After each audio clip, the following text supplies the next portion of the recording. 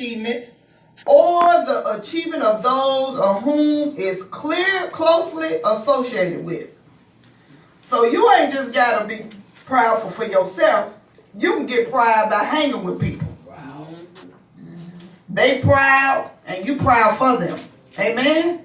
Because they made achievement. That's a good thing. You think, hey, and I'm proud. I'm walking with my chest up and my shoulders back. And, you know, you can't, my nose up in the air. You know.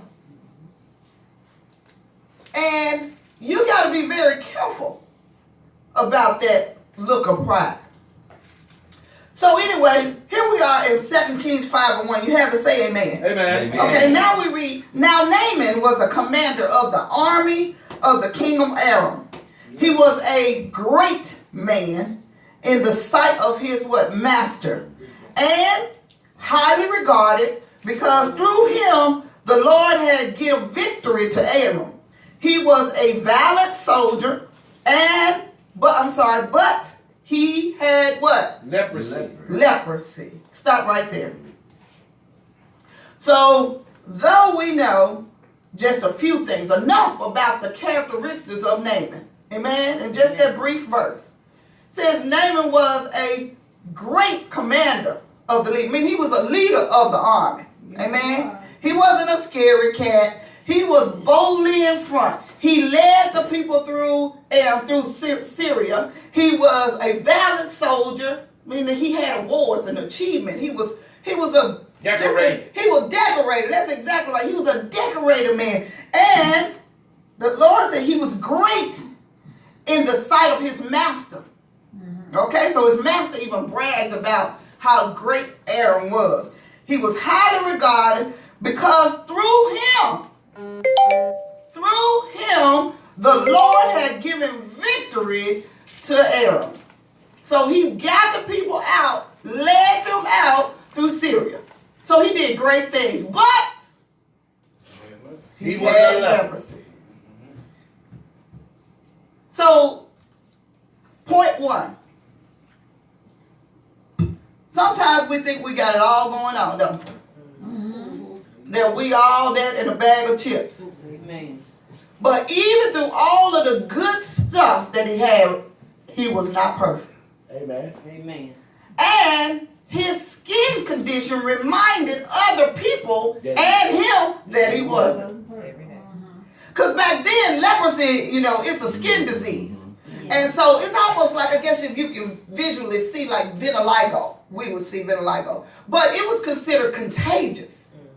Okay? So people see you and they automatically go back this way. Yeah. They want to stand back from you if they can. Yeah. Now, vitiligo goes in different stages, and even now you see them in some people, they start with discoloration at their fingertips, or discoloration around their mouth, around their eyes. How, just because he had that disease didn't stop him from being used by God. Amen. Hey now. Amen. Hey now. Amen. He couldn't use that as an excuse.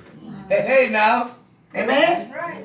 He knew that he had leprosy, but he went on the battlefield. Yes, you did. Amen. Some of us use our sickness as an excuse of why we're not doing what God told us to do. Amen. Preach, Brenda. Amen. Right. Preach, Evangelist. Amen. Go on, preach this morning. We do. All right. You're working.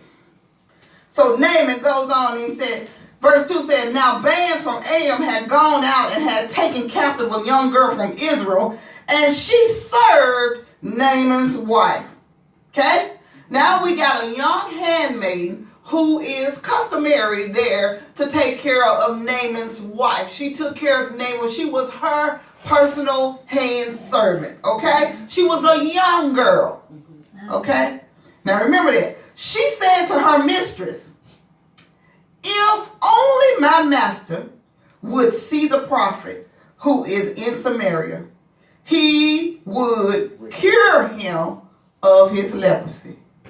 Out the mouths of babes? Yes. Amen, amen. What we want to do, tell them to shut up and go somewhere. But maybe God is trying to tell them something. Yeah. And maybe trying to tell you something through them.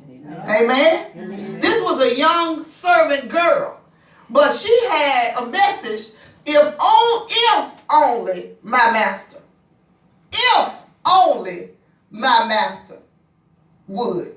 Now the choice was up to who? Him. The master. Naaman. The choice is up to who? Me. So in this case, Naaman's wife apparently told Naaman. So Naaman went to his master.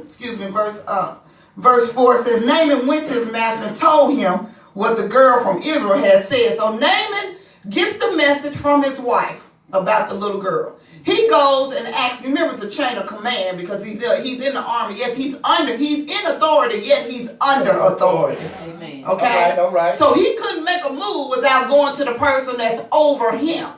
So he went to his master and told the master what the little girl had said. In other words, amen? So Naaman went to his master and he told him in verse 4 what the girl from Israel had said. And the master said, by all means, go. The king of Aram replied, here he goes, I will send a letter to the king of Israel. So Naaman left, taking with him, now this is what we do, stuff. I see you, Brenda. Stuff. Amen. That stuff will get you in trouble, They're y'all. going to work this morning. Yes. He said, Naaman took with him 10 talents of silver, 6,000 shekels of gold, and 10 sets of clothing.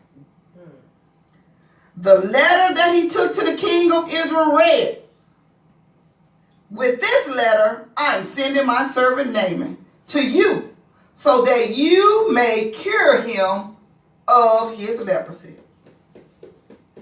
So, Naaman goes, and he takes all the stuff with him. And he takes all of he took the letter from his master. And he took the idea, he took the mindset that he was going to go and get healed. Amen? So you think everything is lining up for Naaman at this point. You can just imagine how excited Naaman must have been, considering that's the only flaw that we can find in Naaman is that he had leprosy. Okay. I don't think So as soon as the king of Israel read the letter, he tore his robes and said, am I God?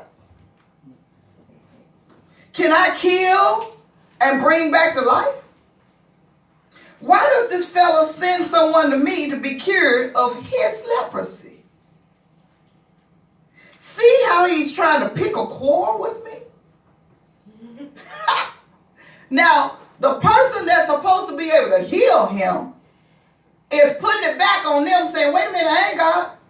You expected me to be able to do something that only God can do. Amen. Only God. You looking for help in the wrong place. Amen. You looking for me to do something. Are you really trying to stir up some stuff? Because we're going to have a battle, a quarrel between us. Because I know I'm not God. Amen. But you looking as if I am. Be careful how you look at the men and women alike in your life. Amen. That your shepherd or your overseers. Be careful. Because sometimes some of us put them in plateaus and places that they should not be. Amen. Amen. Now I'm not saying give honor. Don't give honor to the men and women of God. That's not what I'm saying. I'm saying be careful. They're not God. Don't expect the man and woman of the house to do something that you know that only God can do himself. All right. Amen. Better preach.